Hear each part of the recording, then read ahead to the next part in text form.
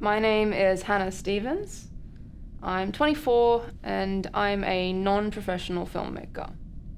Well, at least I was. I've been making films since I was 8, started taking it seriously in my teens. For most of my projects, my main creative partner was my friend Alex. My friendship and collaboration with Alex lasted for about a decade. He was endlessly neurotic, very needy, maybe even borderline narcissistic. I found him unbearable most of the time.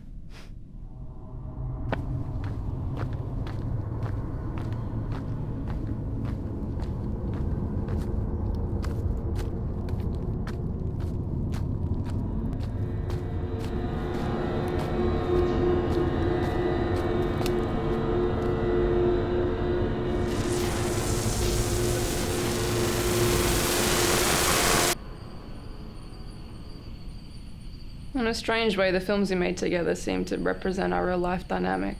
It's like this weird unspoken game we had. In our friendship, I had the upper hand, the more dominant personality. And I think on a certain level, he liked the fact that I had him on a leash. I probably put up with him for so long because I found his puppy-like dedication to me very endearing. I think he genuinely liked me in a way that people rarely do. And that's why he was so committed to sticking with me. Well, he wanted to fuck me. Look, I'm sure there's more to it than that, but that's a part of it. I need to get out of here. I need to leave right now. I feel sick.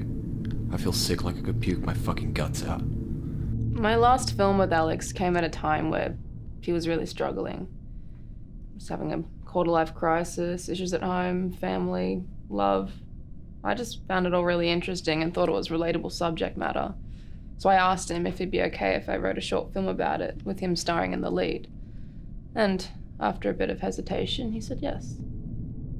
Just take me back to where I was before.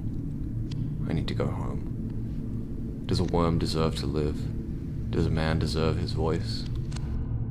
It was only when it got to the editing stage that Alex got cold feet. I think he felt that he'd revealed too much, that it was too personal. I think he thought that I was making a spectacle out of him. And yeah, maybe I was, but that's a part of being a filmmaker. It's a byproduct of being truthful. My films are always grim. There's a certain distressing quality in most of them. I've always had an interest in being provocative. I couldn't tell you why or when it started. Unfortunately, there were a number of times where this rubbed Alex the wrong way. I think it was during that final short where he completely lost faith in me, as a friend and as an artist. When I released the film online, it was very much my intended cut. Alex was upset at some of the choices I'd made, but I wasn't too put off. As far as I was concerned, once he'd finished filming, that was the end of his involvement. 2 months later, he was found dead in the bathtub.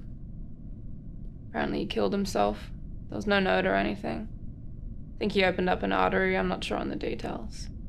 It wasn't long before some people who knew Alex started to blame me. There was those rumors going around saying that somehow I tipped him over the edge. Look, I don't consider his death my fault.